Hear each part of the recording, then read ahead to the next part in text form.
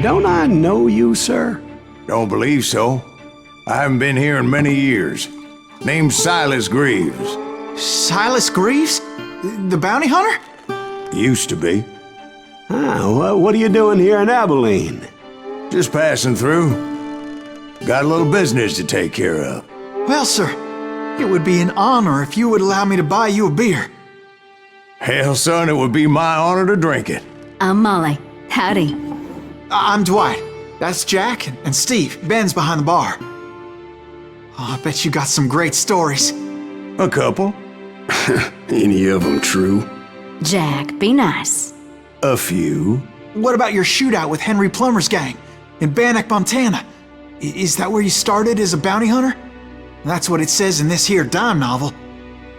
Don't believe everything you read in them dime novels, boy. First man I hunted was back when I was riding with Billy the Kid. You knew Billy the Kid? Damn right. That scrawny son of a bitch had no fear. Wouldn't back down for nobody. I heard he collected the 10 stars off any crooked lawmen who crossed him.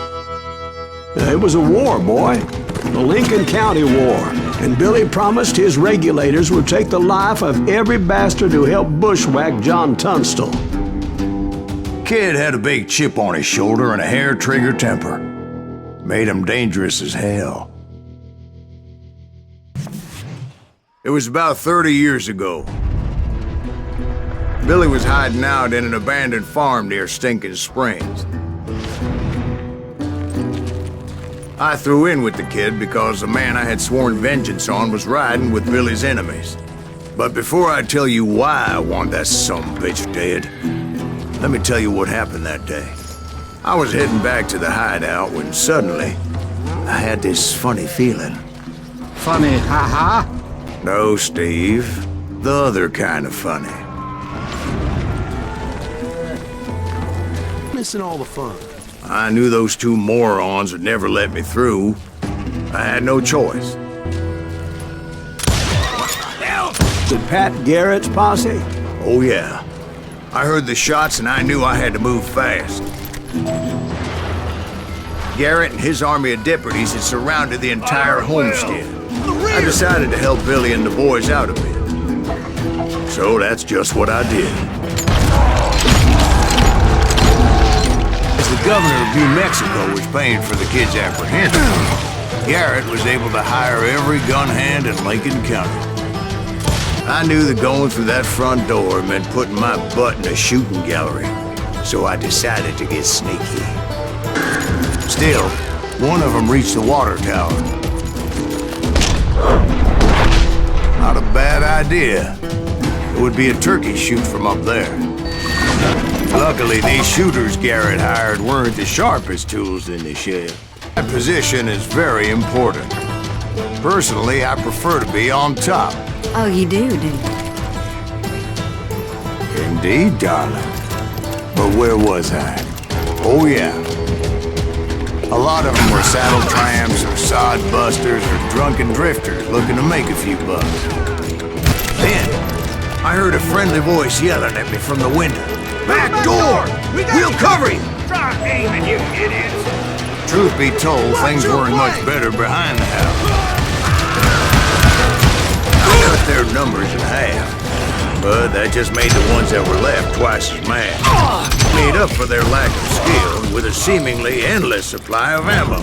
It was a bit of a slog, but I finally fought my way around the back of the house.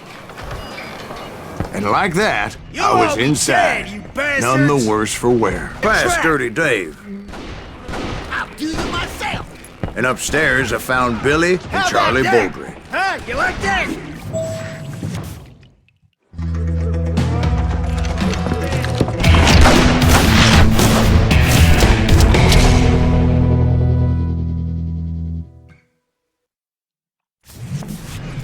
looked at me and said, "About time, amigo! Grab a gun and get to the window!" Wait, so you were friends with Billy the Kid? Yeah, sort of. Where'd he come from? Anyway, we were surrounded by dozens of deputized shooters who wanted to do us harm. Telling you Garrett's men were dropping like flies, but they just kept on coming. That's when Charlie got hit. "They're catching us in a crossfire," shouted Billy. "Get to the other side!" I don't know how many of those cocksuckers I personally put down, but it was pretty clear, even to Billy, that maybe discretion was the better part of valor. What's that mean? It means that it was time to cut and run. They got a Gatling, Billy shouted.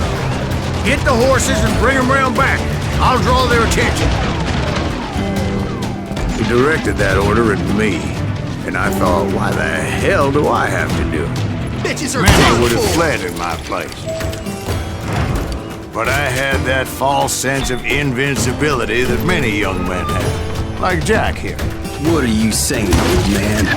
Jack, he's just joshing with you. Yeah, he better be. Mr. Greaves, please continue. Please, call me Silas, ma'am. Now, where was I? You were heading for the barn. Making my way past the castle of fallen foes. Sounds like Garrett hired a whole regiment of hired guns. Yeah, and just when I thought I was done with them, more of these hapless bastards would pop up. Finally, I had the stables within my reach. And that's when I met Sheriff Pat Garrett. I read that you went toe-to-toe with him, sir. That backstabbing bastard with that tacked-on tin star.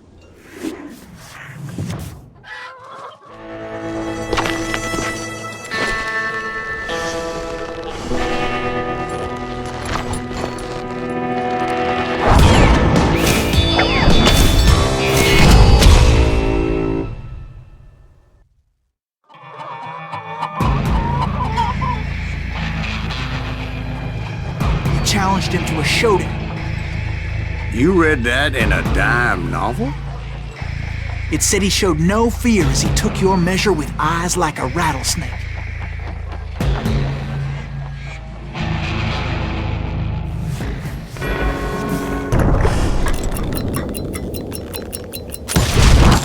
And that you killed him in a fair fight.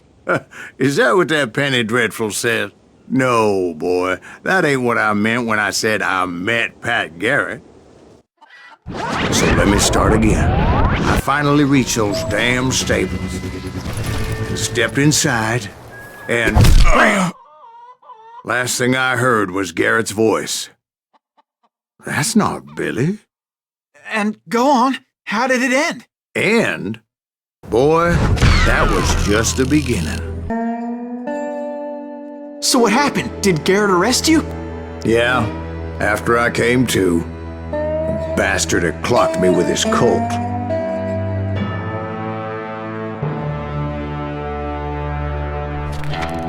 And the kid surrendered? When he realized there was no getting out of there alive. So they locked you up in Lincoln? Indeed they did. Sentenced me to hang right along with the kid. Important to know that I was only riding with Billy so I could find the bastard I was after.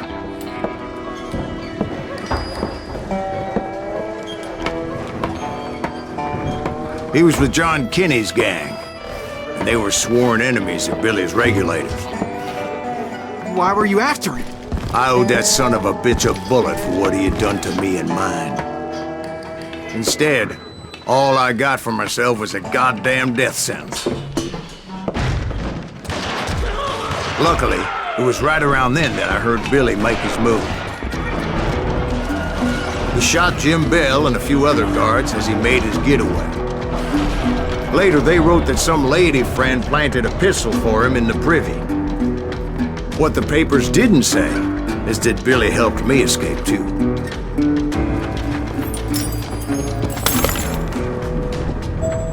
My first order of business was finding a firearm. Luckily, I located Deputy Bob Ollinger's mean-ass shotgun.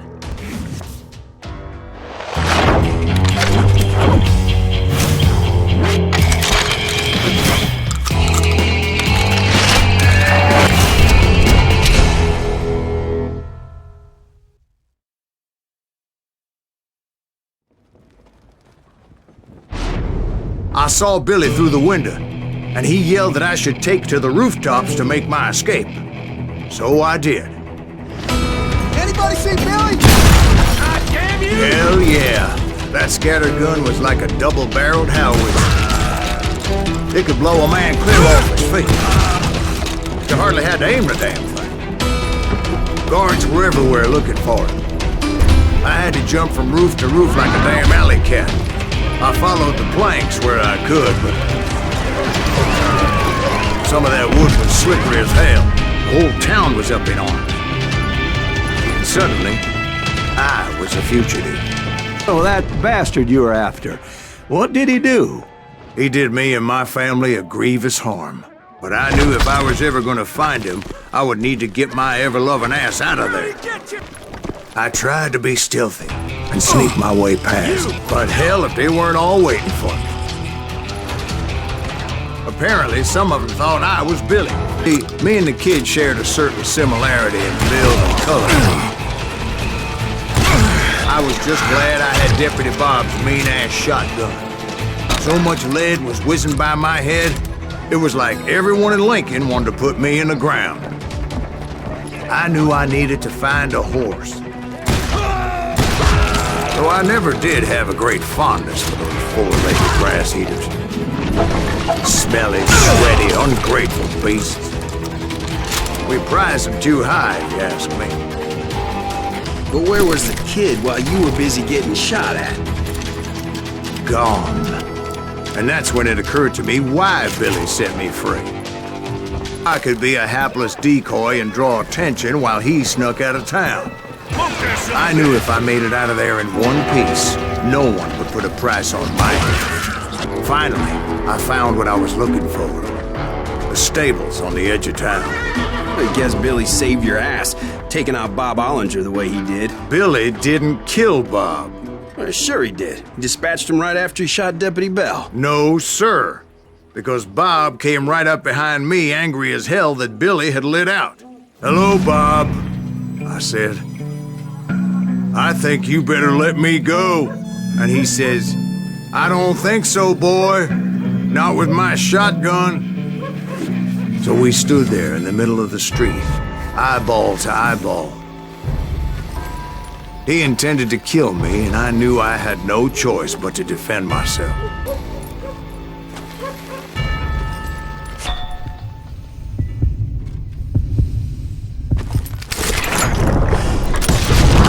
I killed him in a fair fight. Everybody saw I had no damn choice. Well, Lincoln got a mite depopulated that day. That Garrett gunned down Billy 3 months later, so his escape was all for naught anyway. So where'd you go after Lincoln? Mexico. Until I realized nobody was looking for me. I ended up taking a job at the Rurales. The Mexican Rurales? I was hired to help them track down the cowboys. The most vicious outlaw gang in Cochise County? Curly Bill Brocious? Johnny Ringo? Led by old man Clanton himself. They must have paid you a pretty penny to take them hombres on. Not really. But truth be told, I had my own reasons for going after those boys.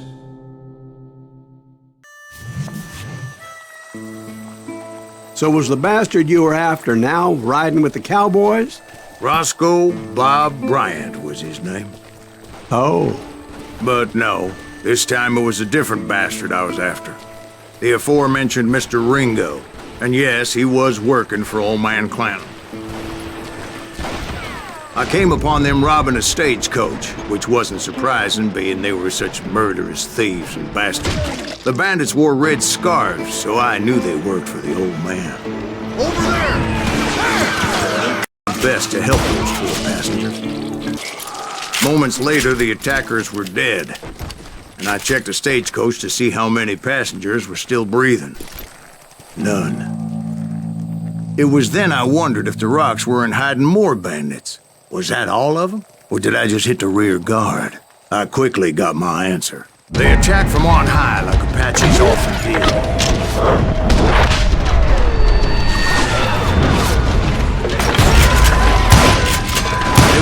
in great numbers from above and rained down lead on their hapless enemies' heads, making use of the high ground, whatever else they had.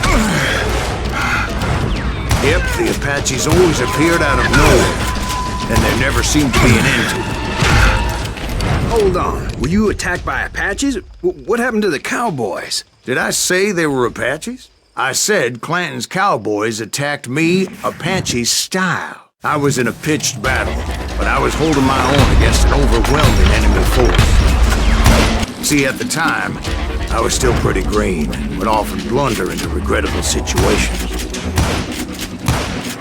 But I just kept shooting at anything I could see up in those damn rocks. I didn't see Ringo, but I knew he was with the cowboys. He and Rosco Bob had done me a dreadful wrong, and I was determined to have my revenge. Pass these other assholes first. Unfortunately, I was running out of ammo. Another perfect example of my relative inexperience as a hunter of men. I immediately knew that a tactical retreat was called for, as my vengeful fury was much less impressive without the bullets to back it up. Trapped as I was, the odds of my survival seemed pretty slim. Luckily, serendipity was on my side as I suddenly spotted a way out of my predicament.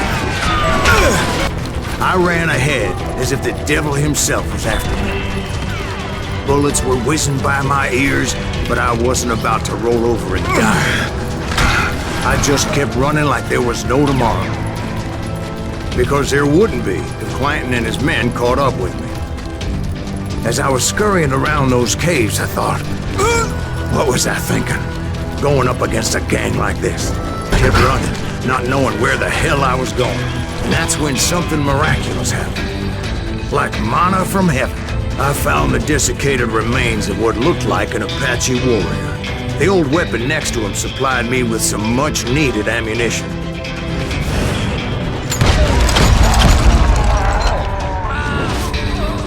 Bat Masterson once told me it was more important to be lucky than good, and he would know. Imagine my surprise when I found a fistful of dynamite to go along with that ammo. Good fortune evened the odds and bolstered my confidence. It was time to turn the tables. Time for the prey to become the predator. Time for the hunted to become the hunter. Time. All right, Jesus, we get it. They were right where you wanted them. That's right, Jack. I was done running. And the old man's boys were not expecting that. No, sir. I came at them like a wildcat. My fury knew no bounds. It was finally time for that old man to pay for his sins.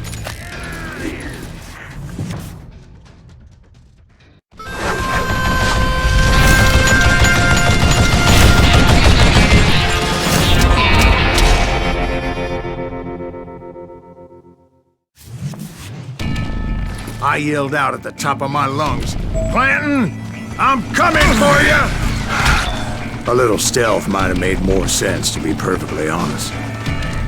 Because that old fool had a Gatling gun and enough bullets to last him till kingdom come. But I knew I could not let that deter me.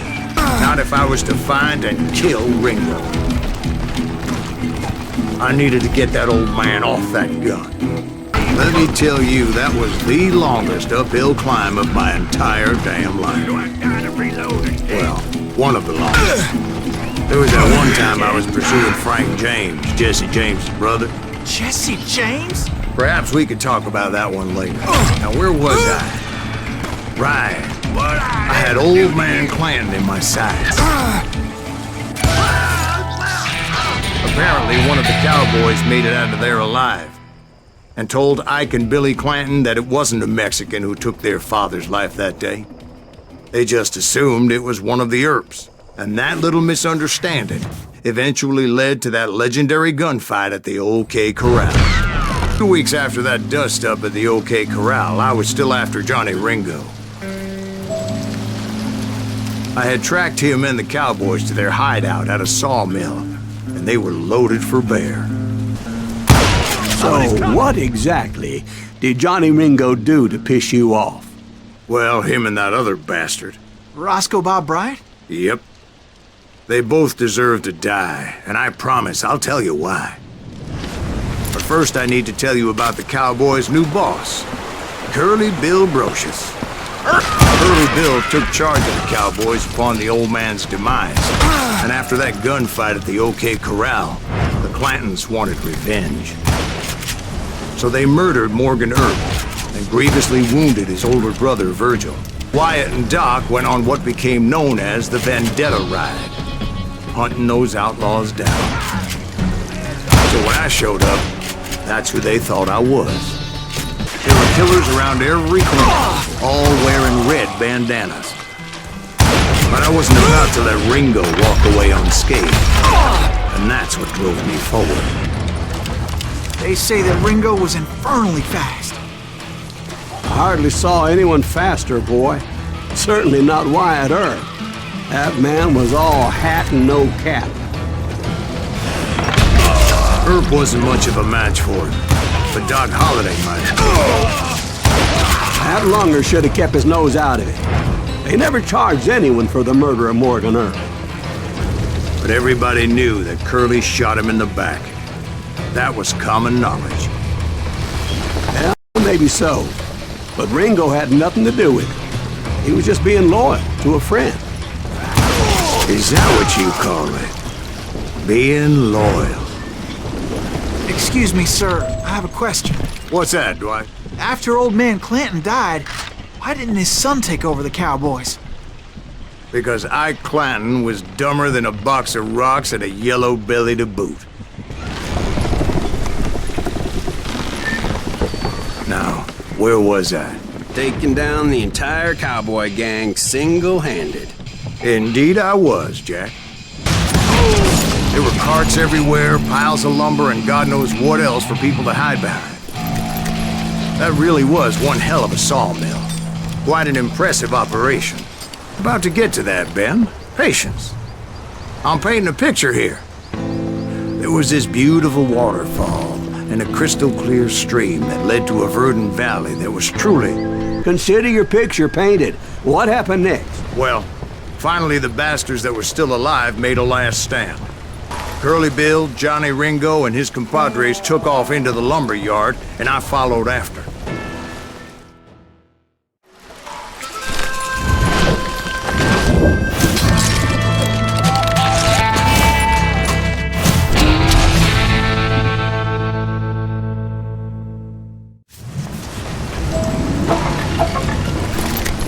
Are you saying they ran?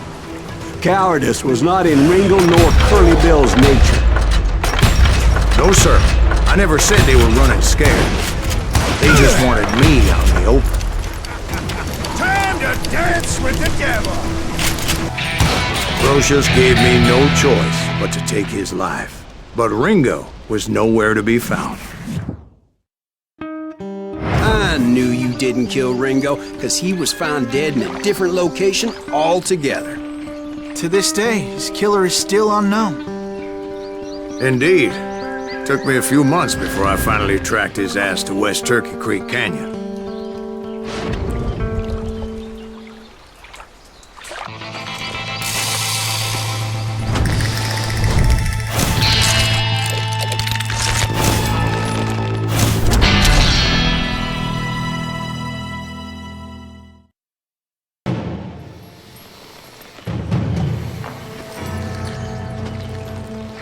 That's incredible, sir.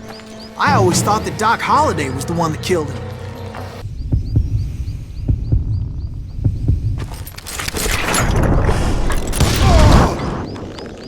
Sorry I had to ruin the legend for you, boy. But the legend ain't always true. Doc Holliday had nothing to do with the death of Johnny Ringo. I was paid a healthy bounty for Ringo and Curly Bill, and realized there was real money to be made. That's why I went after Henry Plummer.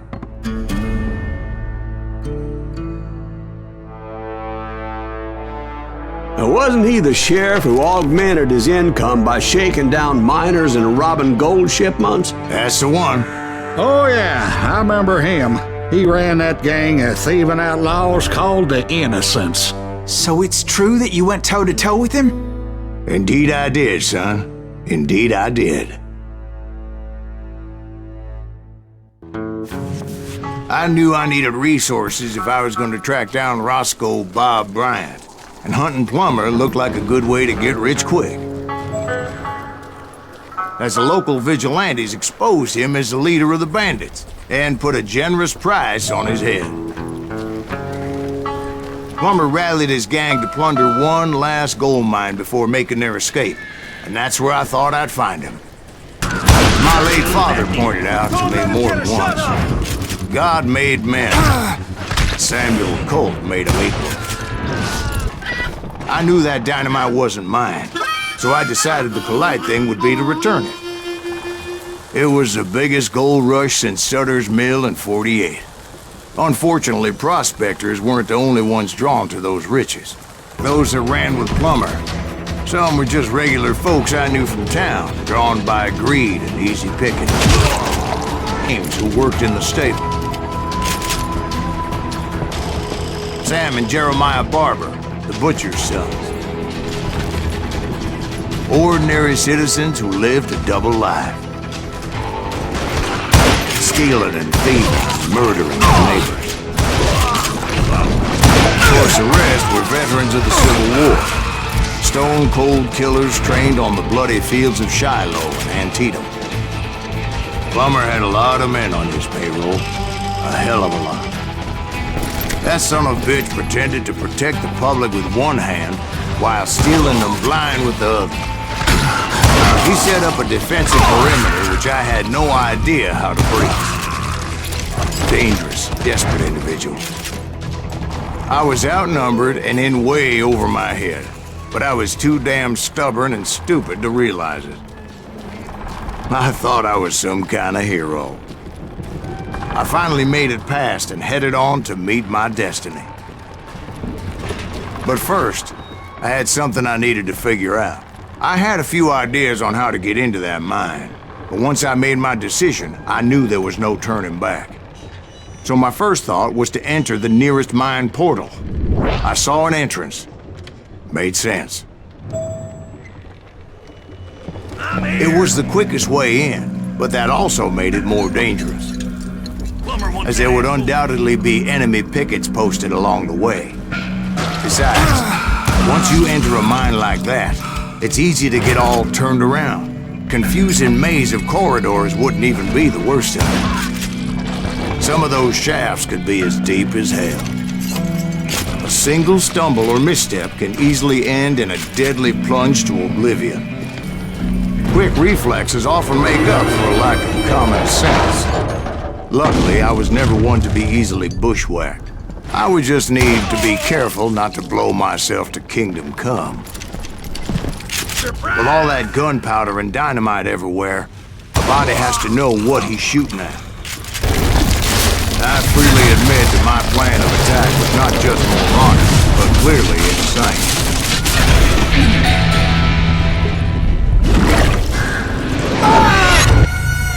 It's a good thing that I abandoned that ridiculous plan before I even tried it. Instead, I spotted a ladder, a way into the mine from the opposite side. Way around, but that approach seemed more sensible at the time. Of course, being I had a problem with heights, that scaffolding scared the bejesus out of me. Needed to make a leap of faith. Which ain't easy when you're suspended between heaven and hell. I was determined not to give up, however. Sheriff Plummer seemed quite the despicable character. When the vigilantes discovered what the sheriff was up to, people were outraged. That 10,000 they put on his head would go a long way to helping me find old Bob. And I had made it my mission to settle that score come hell or high water. But first, I would have to make a choice. Take the elevator or climb the ladder. But to use the element of surprise. Plus, I figured I could use the exercise. I was warmed up already, so what the hell? Plummer was a mad dog killer, and the people of Nevada City deserved better. Nevada City? Well, I thought Plummer met his maker in Bannock, Montana. Us taking him down would save a lot of lives, including my own.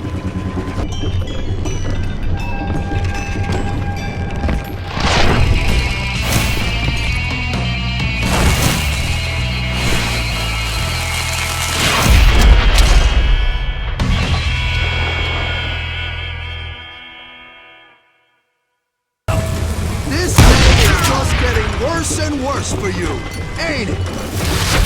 Henry Plummer was clearly unhinged, and I could see right away that this was going to take some doing. I can shoot too!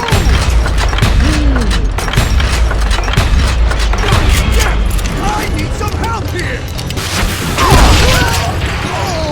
So that's how Henry Plummer died. Him and his crew were worth their weight in gold. And now, I was officially a bounty hunter. So, did you finally go after that Bob feller? Well, I heard word he was in Kansas with John Wesley Hardin. So that's where I went. Where in Kansas? Abilene. Why do you ask, Ben? No reason. Was Hardin as fast as Ringo?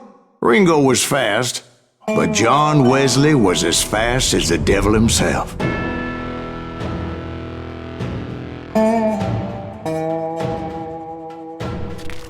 Hell, he killed his first man at 15. From that day forward, he had a price on his head and wouldn't back down for nobody, not even Wild Bill Hickok himself.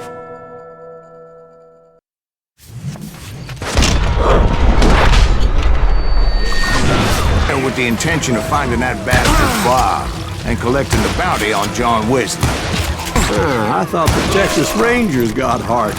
Yeah, that's what they want you to believe.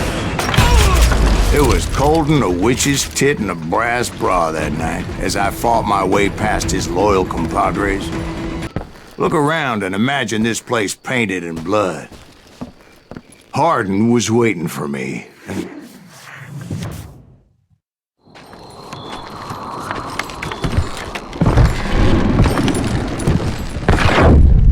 Wait, I'm jumping the gun here.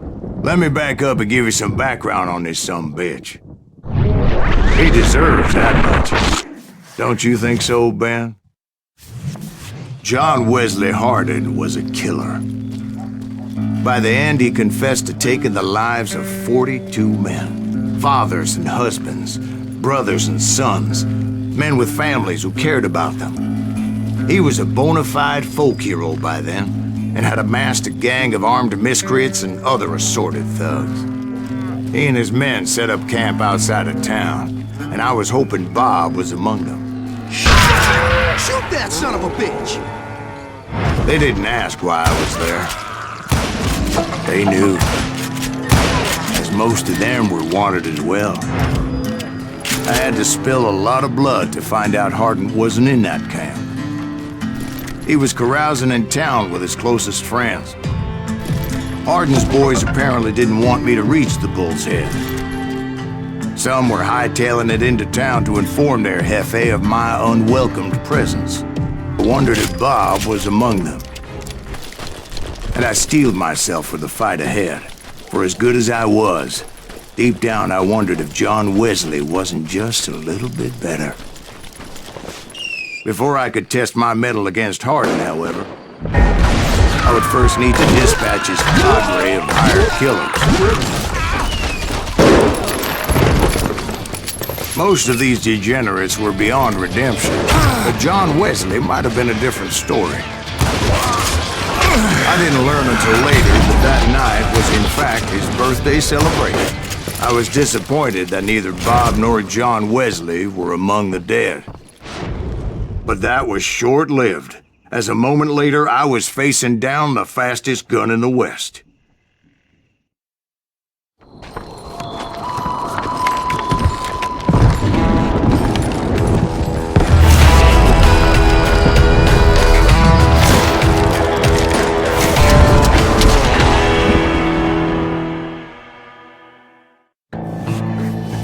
I felt a bolt of adrenaline. Or maybe that was fear. He was well known for his tricks, and I knew I'd need my own if I was ever to defeat him.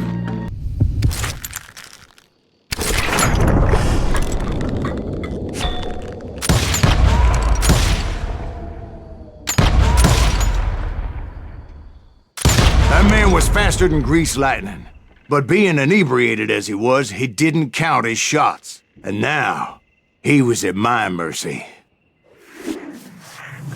So he didn't die? No, I sent him to prison. Years later, after he was free, some restless Avenger took his life. Shot him in the back at a saloon just like this one. Anybody up for another beer? Ben? Thank you, darling. Yeah, some say revenge is a dish best served cold. So whatever happened to that Bob guy you were after? Personally, I'd like to hear some of your other adventures. Like, I don't know, did you ever go toe-to-toe with a red man?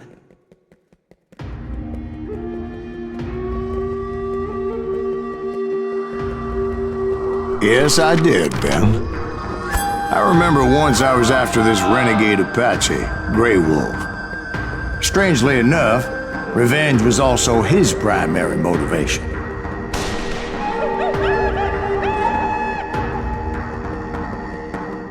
Bounty was put on Grey Wolf's head, and that's how I came to hunt him in the mountains.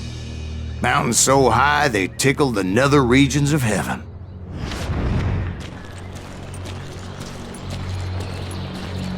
Grey Wolf was a Chiricahua Apache medicine man who had led a war party in revenge for a massacre against his people.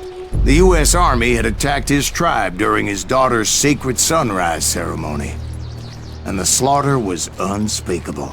I understood his anger, as there's nothing more traumatic than seeing those you love die in a cruel and painful death.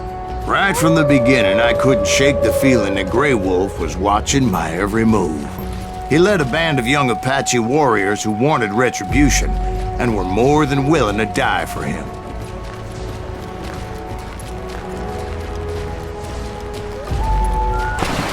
They saw me before I saw them. And it crossed my mind that maybe this wasn't such a good idea. But now that the shooting has started, there was no backing down. It's rugged country, the winter home of the Chiricahuas, and that's why they had retreated there. I admit to having some regrets about going after them the way I did. But then again, I got a lot of them. Find Grey Wolf? Not at that moment, but I did find the entrance to their hideout. A deep crevice that led to a deeper cave. Who county went in there? Yeah, but it's not out of bravery so much as pure, angry cussedness. See, back then, I had a stubborn streak a mile wide, and I wasn't about to back down. So it was like pitch black in there? Actually, it was pretty well lit, as they had torches on the walls. How big was his cave? Big as hell, Ben. Chiricahua had hid out there during the Indian War. They thought it was haunted with the ghosts of those murdered by the horse soldiers. The cave was haunted with dead Indian ghosts? To be honest, I was more concerned with the live ones than the dead ones.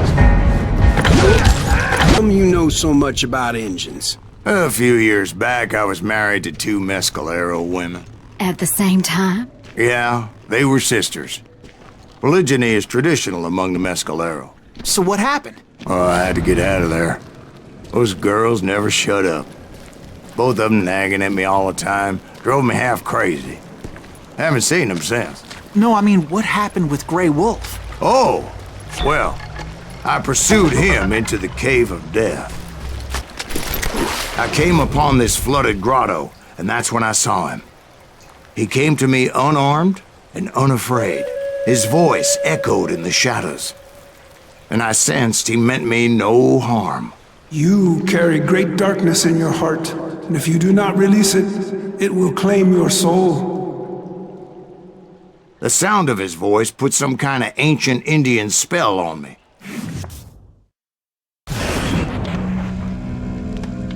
as his story unfolded in my mind. You will come to this place again and kill many more men, and the darkness will grow until it consumes everything that you are. The soul would have no rainbow if the eye had no tears. He said I was a great warrior, a coyote man, unequaled by any other pale-faced warrior, or something like that.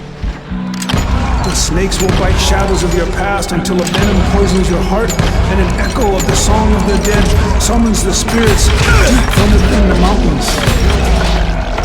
I didn't quite get what he was saying, but there were definitely snakes. And indeed, his warriors surrounded me and attacked me like hungry wolverines. They couldn't stop me, though, and Grey Wolf wasn't in the mood for idle talk. I couldn't see any way out of this trap. But suddenly, one just appeared, kind of like a miracle. Finally, I found myself back outside, perched on the edge of a precipice, overlooking a thundering whitewater river. To get where I was going required several leaps of faith, but no way in hell I was turning back. I chased after him, determined to make him explain the meaning of all that mumbo-jumbo. Mumbo-jumbo is right. Are you making this all up as you go?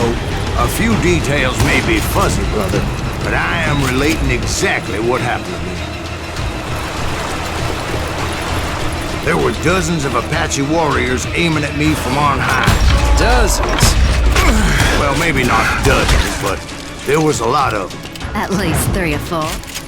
Well, more than that, little lady. Had a steep climb up creek ahead of me and scrambled up those rocks like a mountain goat. I was determined to locate Grey Wolf and find out exactly what the hell he was trying to tell me. And wouldn't you know it, that crafty son of a bitch led me right into a trap. What kind of trap? Well, son, there had to be at least 100 Apaches surrounding me. 100? God be my witness. Oh, come on. Who are you kidding? Hey, I believe you. Come on, tell us how it ended. All right, but I'm not gonna drag this out. Where were we? You were surrounded by 100 Apache warriors. Well, I didn't take the time to count them exactly, but there were a lot of them. And in the end, a path appeared before me that I had not seen before. I followed it as I desperately needed to find out what Grey Wolf was trying to tell me. But it was like that son of a bitch disappeared into thin air. Never did find him. And never did collect my goddamn bounty. Thank you, darling. It's interesting how the truth can sometimes seem, might malleable, depending upon your point of view. Like how those dime novels make you out to be something you're not? Jack, don't be starting trouble. No, he's right. They do tend to exaggerate. Did they exaggerate your part in taking down the Daltons? Well, I was there in the flesh, boy, so I saw what happened firsthand.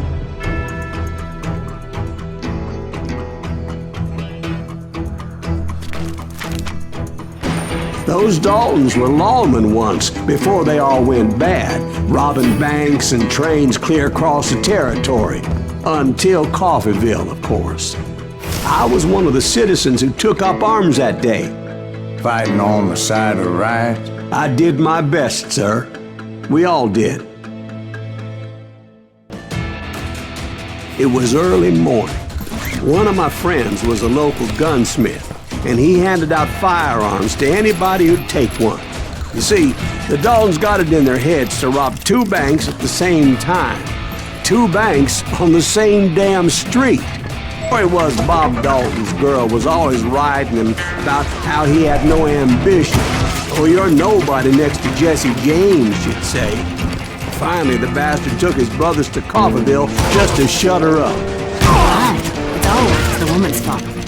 Before they could get away, half the town took up arms to defend their property. The brothers paid dearly for their stupidity, but everybody knows they had it coming. There's more to it than that. I read all about that day, so I know for a fact that it went down very differently. First of all, it was high noon. A posse of U.S. deputy marshals were on the rooftop across the street. Get ready, boys. They're gonna make a move. The lawmen had been tracking the Daltons for months. Now they finally had them dead to rights. Among them was a bounty hunter feared by many a lawbreaker. The marshals tried to get the Daltons to surrender. They'll give up eventually. We just gotta wait the son of the bitches out. This bounty hunter knew that the brothers were far too proud to ever lay down their guns. So he went in there alone to confront those criminals. One of the marshals shouted, "Where are you going? Are you crazy?" Hey, where do you think you're going, dumbass? That rifle's mine. He saw a way to get around to the back of the bank. Then he figured out how to hit the Daltons from a direction they weren't expecting. A moment later, he was climbing up a steep ladder, laughing at danger as he did. Heroic men like him, who did what other men couldn't or wouldn't to make this country Is that free. Sайлас Гривз? Son of a... Blam! He came away victorious, taking down those thieving Daltons. His name was Sайлас Gривз, and when the dust finally settled, he was the last man standing. Sorry, kid, but that just wasn't the way it happened.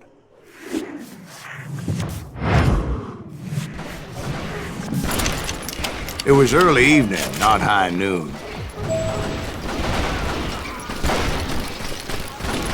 The Daltons blew up a safe, and were all set to hightail it out of there. Those pathetic deputies surrounding the bank were dropping like flies.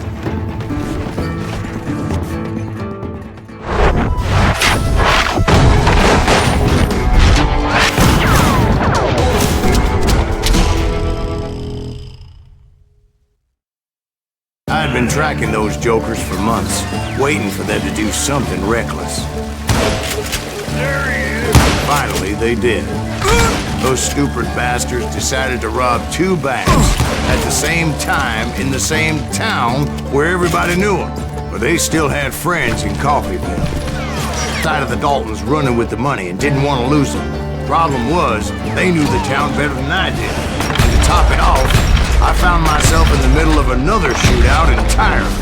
Did the Daltons hole up in somebody's house? No, it was the Smiths, I believe. Come on. They were cousins of the Daltons. They know They were shooting at the Browns, who were shooting at the Daltons. Which wasn't any surprise, because those two families have been feuding forever.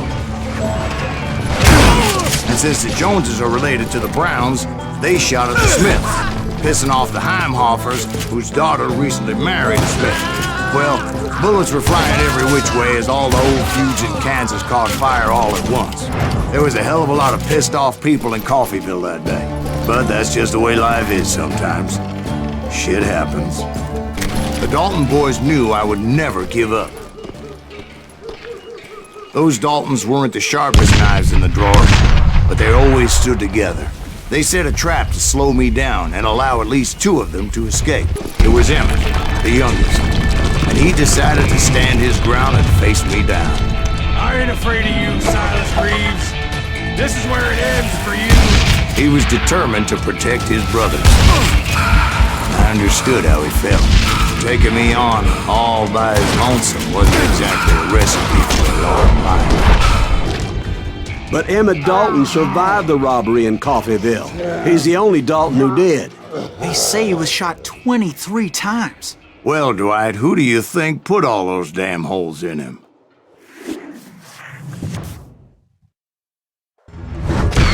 But I have to admit, that boy had grit.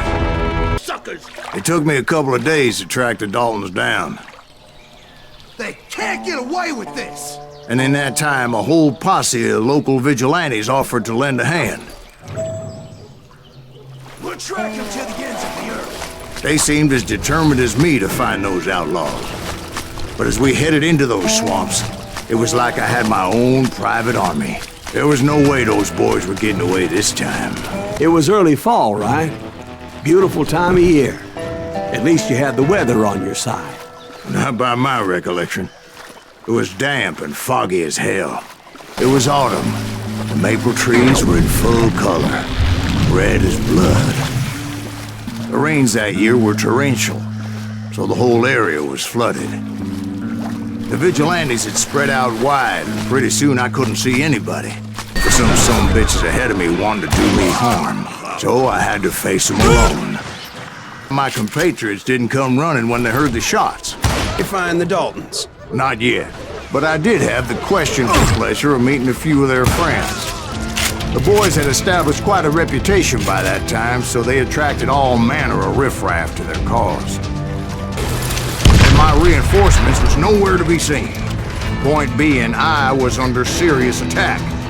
But luckily, a barn materialized as if right before my eyes. I scrambled up top to get a better view, but just ended up falling inside. So, how did you get out? The barn doors was open. About right then, I saw some suspicious characters running for the bushes. Of course, I followed them. But that goddamn swamp was like a goddamn maze, and pretty soon I had no goddamn idea where I was. Steve? So I just started walking, and pretty soon... Steve? Steve? Huh? Oh, no, I'm listening. Indians surrounded me from all sides. Indians? There were Indians? No. I just wanted to make sure Steve was paying attention. Now, where was I? You were following the Daltons through a swamp? That's right. See, Steve? Dwight's paying attention. No, I'm listening. I was just resting my eyes. So, where was I? The Daltons. Right.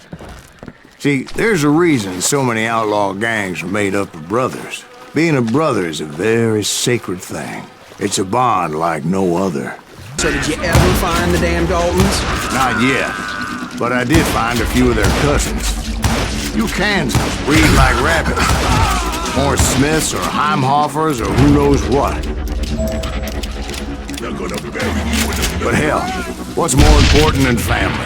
I bet Ben knows what I'm talking about. And that's when I saw it. A goddamn steamboat. A steamboat in a swamp? Yeah, Steve, but this wasn't much more than a wreck, really. But how'd a damn steamboat end up in the swamps? Guess it floated off during the flood of '89. Now, was it a stern-wheeler or a side-wheeler? What? Does that really make a difference, Steve? It was a steamboat with a goddamn army on board. It was then that a fusillade of bullets come raining down from on high, and those vigilantes who accompanied me weren't anywhere to be found. But among those men that were shooting at me, I thought I saw some familiar faces. Sounds like you don't give up too easy. That's the kind of man I am, Ben. I set out to do something. I do it. Surrender just ain't in my nature. Plus, I'm stubborn as hell. About then, much to my relief, the vigilantes finally arrived. Their leader motioned at a cabin in the middle of the top deck, pointing me directly at the Daltons. I finally had them, after months of dogged pursuit. But it turned out that they had me. Take him out! I'm sending you to hell!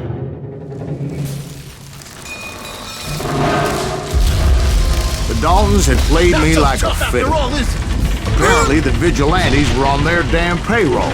They didn't just want to shoot me. They wanted to burn me alive. But finding my way out of a burning labyrinth proved to be quite a challenge. It was a riverboat, right? I mean, it's not like it was a goddamn ocean liner. Well, yeah, but I was in a fight. Did you hear about that ship that's gonna launch next year? Largest one in the world? We're talking about the Titanic. If you ask me, it's too blessed big. I don't think it'll So anyway... Don't be stupid, Steve. They know what they're doing. They say that the Titanic is unsinkable. Oh, God. But getting back to that steamboat, how'd you get off it, Mr. Gривз? I took in a lot of smoke that day, so I admit my recollection might be a bit hazy. But somehow I managed to finally disembark. I was coughing up smoke and pretty damn pissed. I was done playing games with those boys. It was time to settle this once and for all.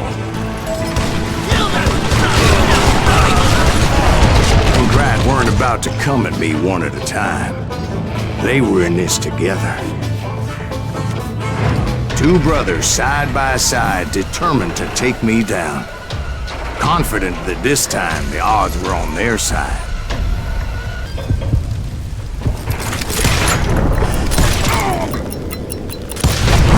They got it wrong.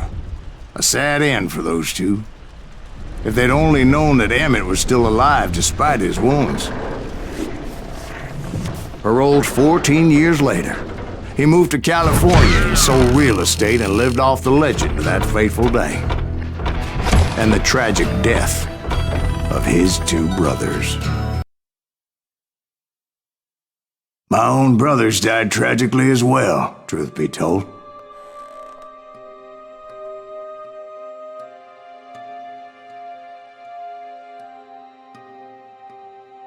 It was 1868, and me and my older brothers were pulling a tidy profit running cattle into Juarez, Mexico. One night after my brothers retired for the evening, I found a little poker game in a cantina with a couple of cowboys. And I just couldn't lose. I even won an old Spanish coin that had to be 100 years old. Well, I was mighty pleased with myself the next morning as my brothers and I rode for Texas. But before we crossed the border, those cowboys caught up with us. It was Johnny Ringo, Rosco Bob Braiant, and another asshole named Jim. They wanted their money back and everything else we had, including our lives, as those boys didn't want us coming for them later. Bob put that old Spanish coin in my mouth and said, "I won't have it said that I left you with nothing, boy." Well, those horses bolted, and there we hung as those bastards rode away.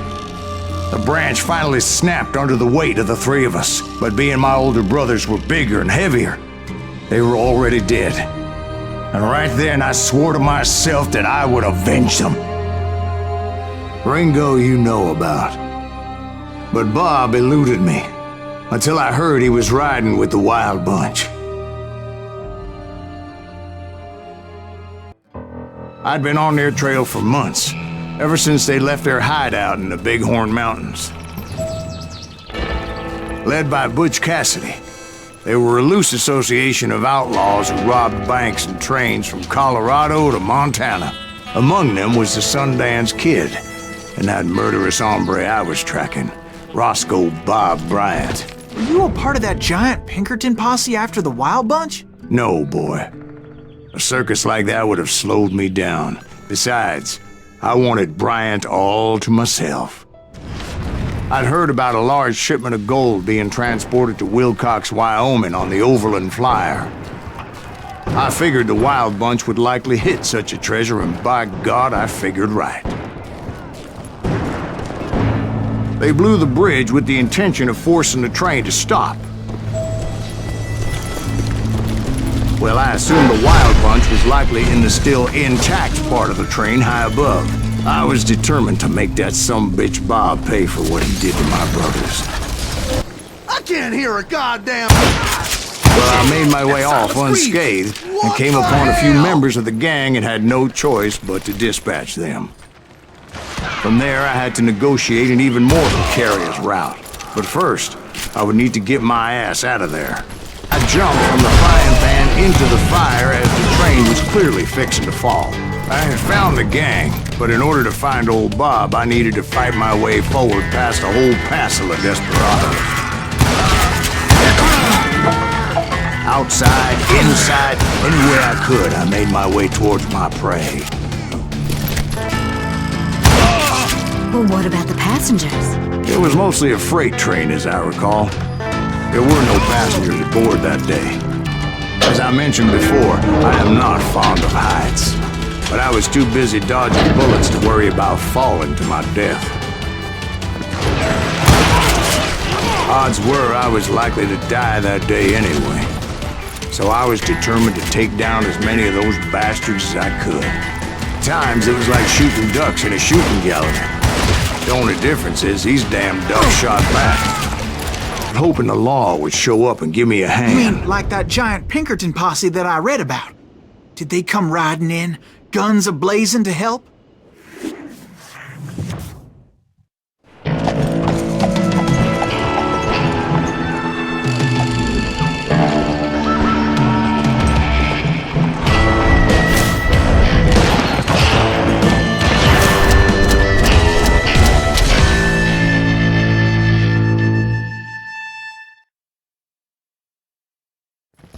Help? From the Pinkertons? No, son. I had to fight the wild bunch all by my lonesome, as usual. Who the hell is that? Guess is those dime novels didn't portray this as it happened, did they? Only a few stragglers were left. I had to cut them down pronto if I was going to stay on old Bob's trail. Once I silenced all those guns, I went searching for my nemesis, determined to finally have my justice. But the only survivor who welcomed me was George Flat-Nosed Curry. Who was he? The fastest gun in the gang. Right after Sundance, I mean. And Kid Curry, and maybe Elsie Lay. Though some folks might dispute that.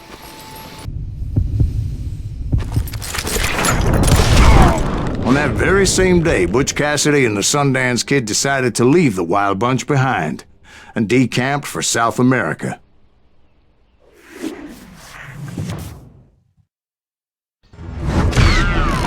They ended up living down there for many years, but I'm sure you already know all about that. I tried to find Bob Bryan, but it was as if he'd disappeared. Sometime later, I heard the Wild Bunch was back together. Kid Curry escaped from jail, and now he was running the whole shebang. So I took to their trail, as I was still in pursuit of my brother's killer and hoped that he was back with him. I tracked those boys to a camp right outside Parachute, Colorado. Being outnumbered, I didn't bother with a warning shot. I just started taking those bastards down. Bob wasn't among them, and neither was Kid Curry. I could sense him close by, however, plotting something nasty. I just needed a clue as to their whereabouts. One. A map with their bold plan clearly marked. This time they were fixing to blow up a train trestle. Property of the Union Pacific.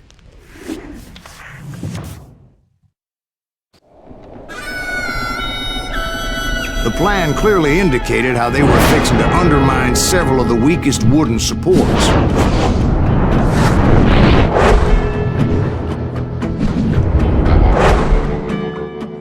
Curry was considered the wildest of the Wild Bunch.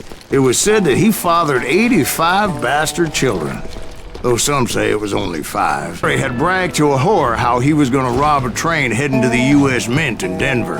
And that whore, Fat Sally, she told me. The bridge was rigged with dynamite, so I decided I'd best be careful confronting those bastards. A moment later, I saw a ladder that somehow had escaped my attention. But the Wild Bunch did not take kindly to my presence and attempted to blow my head off. It appeared the kid had found a number of new recruits to bolster their ranks. Guess there's always desperate men willing to trade their lives for stolen treasure. What happened next? Well, having removed the first bundle of dynamite, I decided I might as well remove the other one. Once that was done, I figured I'd find my way from there. It must have been terrifying trying to make your way across. I was sweating it a bit, but then I noticed a footbridge tied up on high, so I shot the rope. So that was all the dynamite? Well, funny you should mention that, darling. As actually there was a fourth charge impeding my progress. Once I removed it, my path was pretty clear.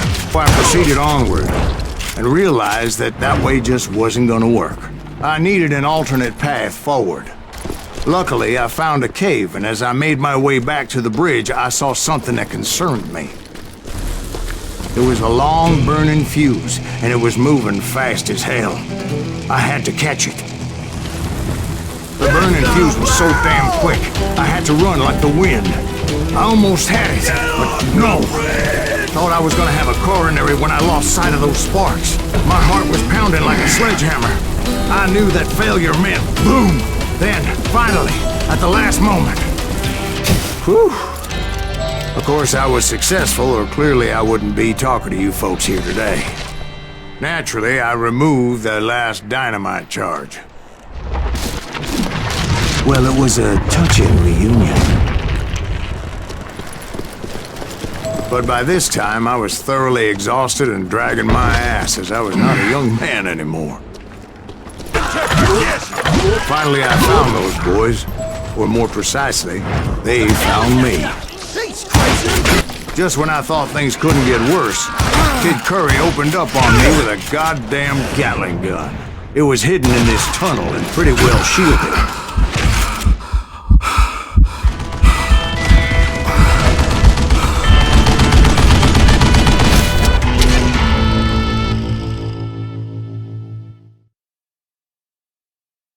Eventually, I brought that tunnel down. And that's when I met Kid Curry himself. He had decided to stop pussyfooting around and deal with me personally. You're gonna bleed! As fast as he was, I was just a bit faster. And as he lay wounded, I demanded to know the whereabouts of Rosco Bob Braiant. He shouted at me. Is that what this is about? Bob went with Butch and Sundance to South America. You ain't never finding him.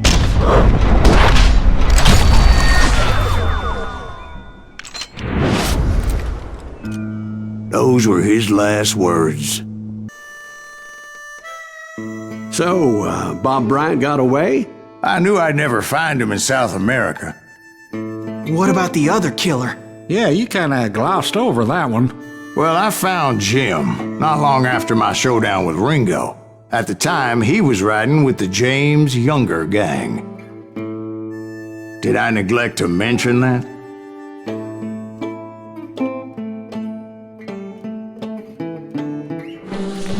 Jesse James? The greatest outlaw who ever lived? Jesse and his kin rode with Quantrill when he raided Lawrence, Kansas, and killed near 200 people, boy. Yeah, nothing great about that. And from there, him and his brother went on to rob banks and trains from Kansas to Missouri. Which is why there was such a rich bounty on their heads. 40 grand for both of them, dead or alive. That's one hell of a payday.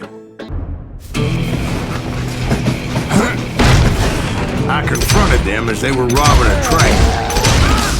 Bullets were flying at me from every which way. But I knew I'd have to fight my way forward if I was gonna find this Jim. Now wait a second. How'd they stop this train in the first place? Well, the James boys were experts at this.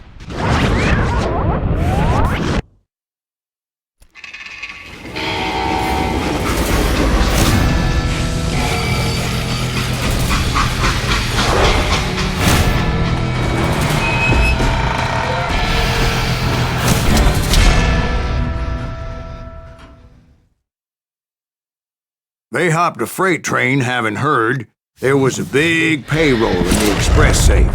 So, I hopped the same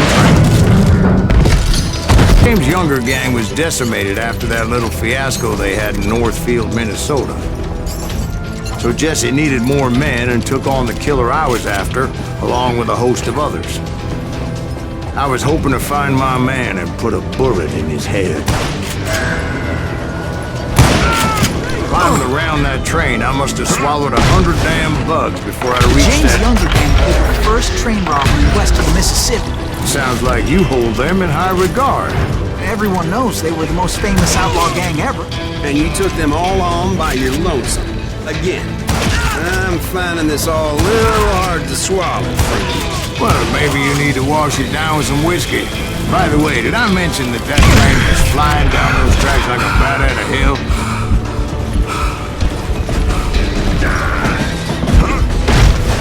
Anyway, excuse me, Ben. Where would I find the gentleman's facilities? Suddenly I have an urgent need to drain my one-eyed snake. Well, I've had more than a few drinks, and I've been sitting here for quite a spell. Right through there. Let me show I you. never heard so much malarkey in my life. You think he's bullshitting us? You don't think he's Sайлас Гривз?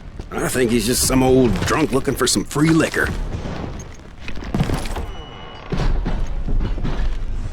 I don't know, Jack. I think I believe him. You don't think he met Jesse James? Oh, you gotta be kidding me. That story makes no sense at all. Jack. I mean, you gotta be 2 bricks short of a load to believe that cock and bull story. I don't agree. Jack, lay off the But bar. you seriously think that tired old man went toe-to-toe with Jesse James? Well, that's better. Did I mention that this Jim was married to the infamous Belle Star? Of course, I didn't learn that until later. Anyway, I made my way forward the best I could. Around the sides, over the roof. At some point, some sumbitch saw me and shouted out, "It's the damn Pinkertons!" It's the damn Pinkertons! Now, I never worked for that limey cocksucker, but I guess they assumed I was one of his assassins. Those evil bastards firebombed Jesse's mother's house and killed his stepbrother. It was no wonder each and every asshole on that train wanted me dead. Everybody's always mistaking you for somebody else, aren't they? Why is that, I wonder? Don't rightly know, Jack. I'm just telling you how I remember. I bet you are. Right about then, I was attacked by some asshole on a Gatling gun. Well, seems like you run into a lot of them. Asshole? Gatling guns.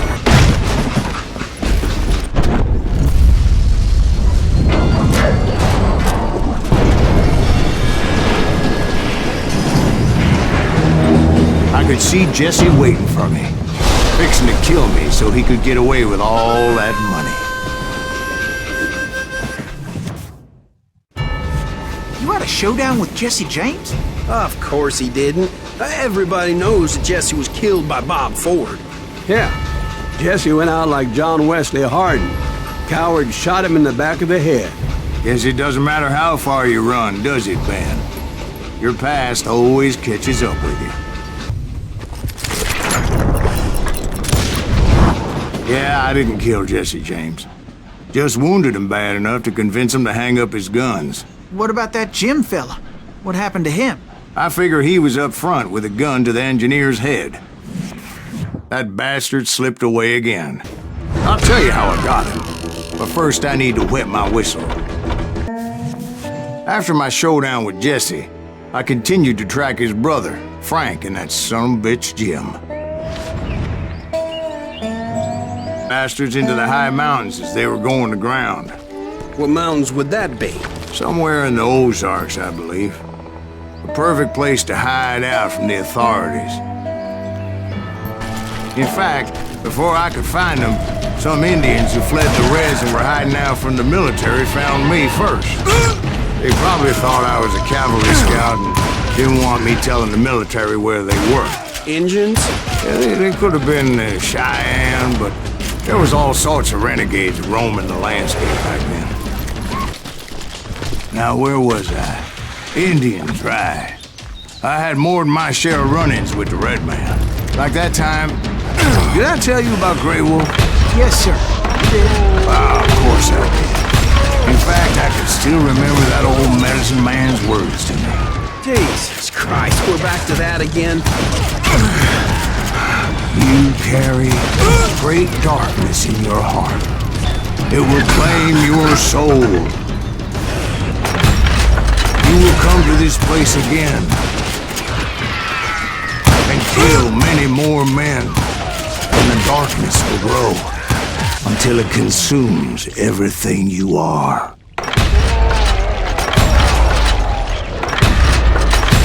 So, did you ever find him? Who? The man you are after. Let me ask you something, Ben. You ever think about death? Mr. Gривз, are you all right? Ooh, death.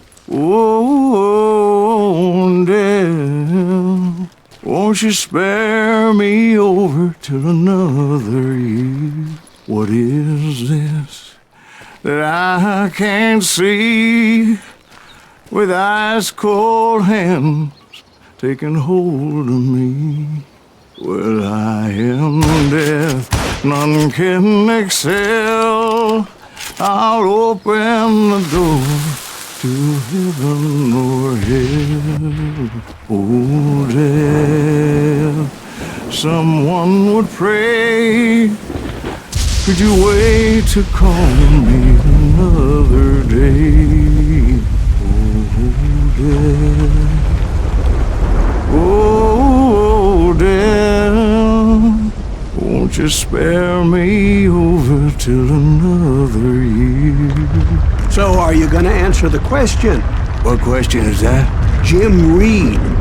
Did you ever find him? Reed was indeed that son-bitch's surname. That's right, Ben. A despicable character. I remember him laughing like a hyena that cold morning they lynched me and my brothers. He was intent on avoiding my vengeance, but nothing was gonna stop me. Nothing.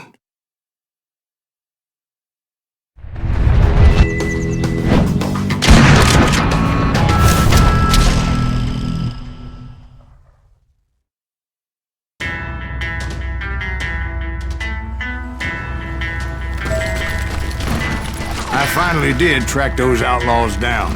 They had long rifles with scopes and were well positioned to pick off any poor soul who came anywhere close.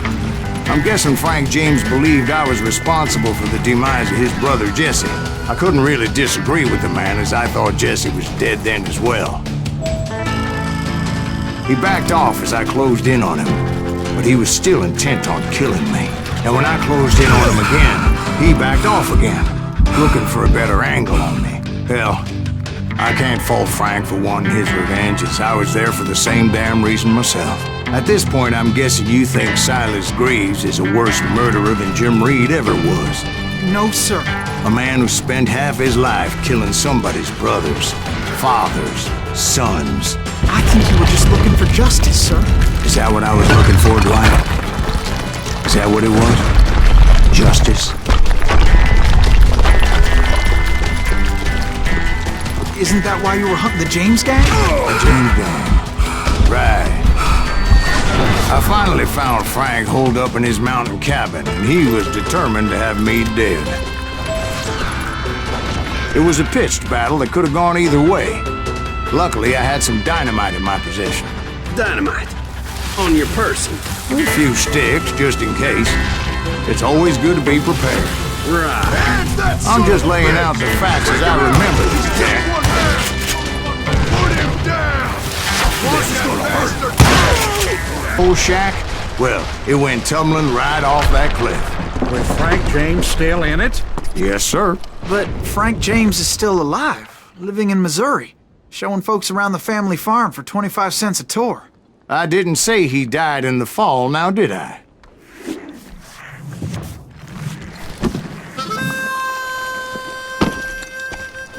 I'm done with this damnable outlaw life! Kill me, don't kill me, do what you will! At this point, I just don't give a shit!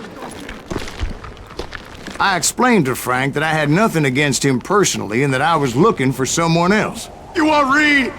Have at him! I never did like that bastard! I am done here! We parted in peace as Frank pointed out the path to my prey before making his way back down the hill.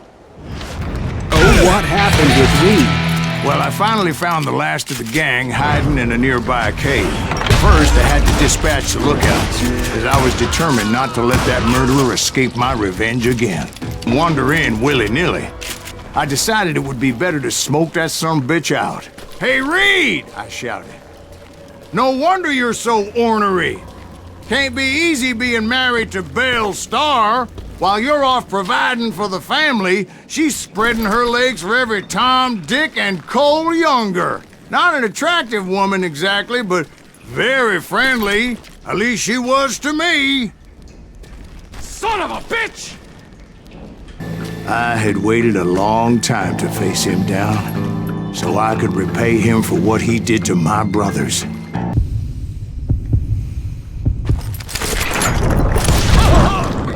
and repay him I did. Well, I don't know about you boys, but I'm pretty beat. Well, it's too damn bad you never found that Bob character. Seems a shame he never had to pay. Well, funny thing about that, I did have one more chance at him.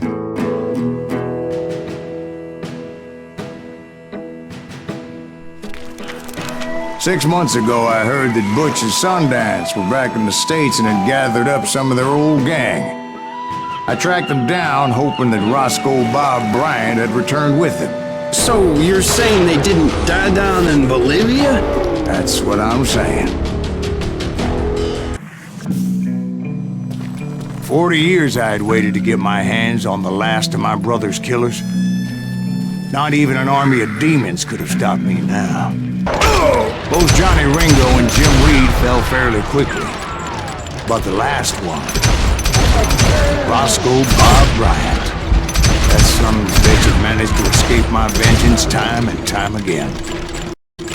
I couldn't even be certain I'd recognize him after all those years. By now, he had to be close to 70. For all you know, he could have been dead.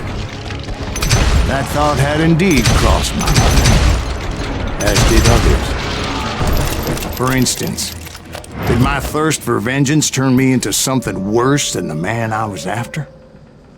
By this point in my storied career, I had killed more men than Bob Brайант ever had. I was furious as hell at that bastard for making me who I am.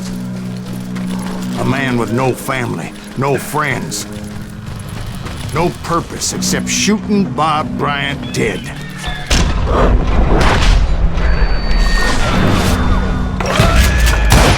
Nothing could stop me from taking his life.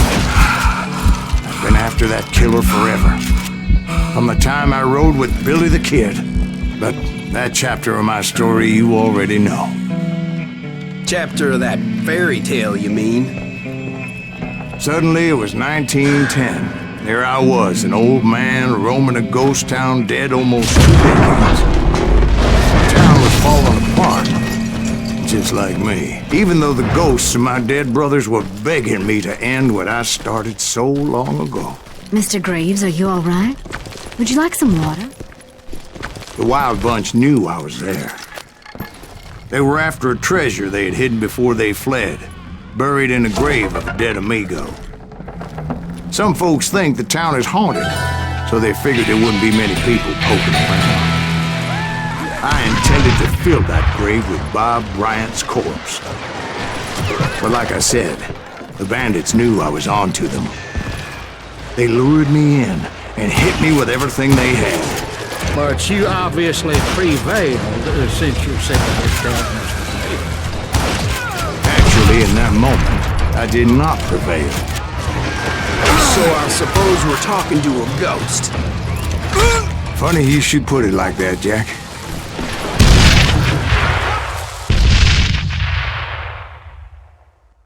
Because when I woke up... From the dead?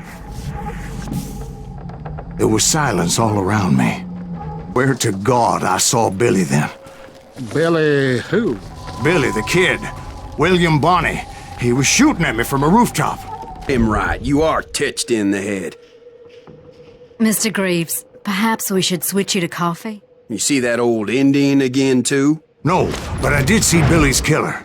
Patrick Floyd Garrett. He came at me guns a-blazing. But I knew that old war horse had died 2 years before. I wondered if maybe I was dead too and confronting the ghosts of my past.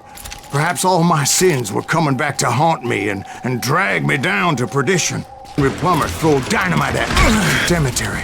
I saw John Wesley Hardin, just like I remembered him. Robert Ollinger appeared with his terrible double-barrel shotgun. No ghost army was stopping me. My father-in-law got hit with a fallen branch. He spent the rest of his life talking to dogs. Clanton, William Brocious, John Peters Ringo, they all wanted me dead. Brothers, Robert and Grattan, guardians of the Garden of the Dead. George Curry and Harvey Logan, alias Kid Curry, both thirsty for vengeance from the great beyond. I saw Harry Alonzo Longabaugh. The Sundance Kid? Like a general leading his legion of the dead. You told us before that you seem alive. He was alive. Then I heard a voice call to me from afar. It was Robert Leroy Parker, a.k.a. Butch Cassidy, coming at me from out of the fog. Thanks for taking care of that bastard.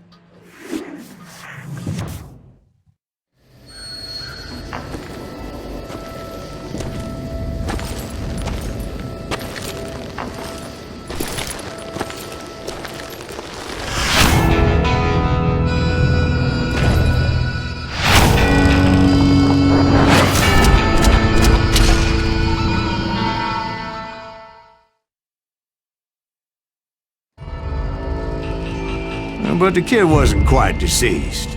Not yet. Takes more than one little bullet to kill the likes of me, partner. Those two looked like they hadn't seen each other for quite a while. Clearly, they were no longer amigos. Shit. I was hoping I wouldn't have to kill you. You won't have to, Butch. I'm killing you first. I asked them about Bob Bryant, but they were too busy with their own heated conversation. Let me get this shit straight. You want my money and the love of my life? You frittered it all away, Butch. Edda's mine. So is that damn money. I didn't want to shoot anybody until I had an answer to my question, but those boys didn't give me much of a choice.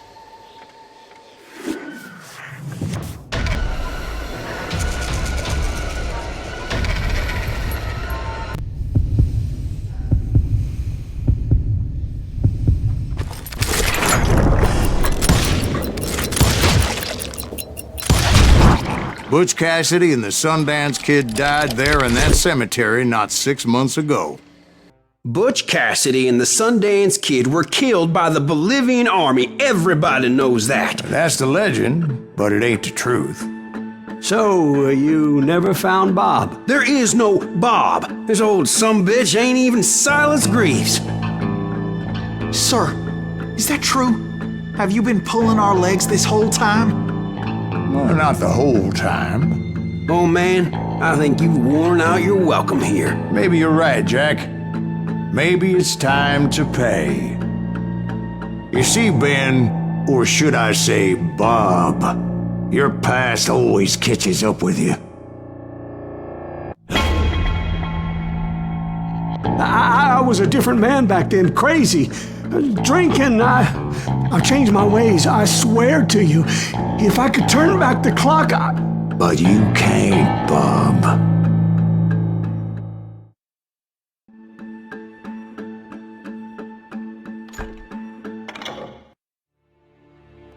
Why'd you toy with me like that? Telling those tales, knowing all along. Why not just lay your cards on the table? Wanted to suss you out, Bob. See what kind of man you turned out to be. Maybe prod you into drawing on me. See, all those years on your trail turned me into a killer. Can't even remember who I was before you tried to murder me. You, on the other hand, walked that very same path in exactly the opposite direction. What do you mean by that? You think your life is worth sparing, Bob? Boy, what's your name again? It's Eisenhower, sir. Dwight Eisenhower. What do you plan to do with your life, Dwight Eisenhower? Tomorrow I'll be leaving for West Point, sir. So, you want to be a soldier? Well, then do it right, son. Don't tear down the world out of anger and spite like I did. You build it up. You do something decent with your life, you hear me? Sir? Yes, sir.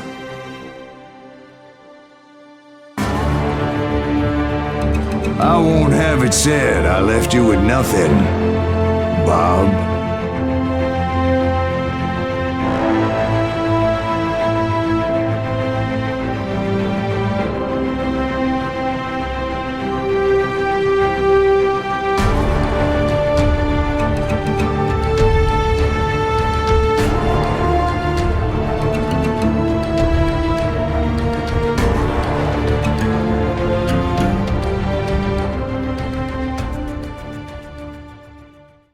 Ooh.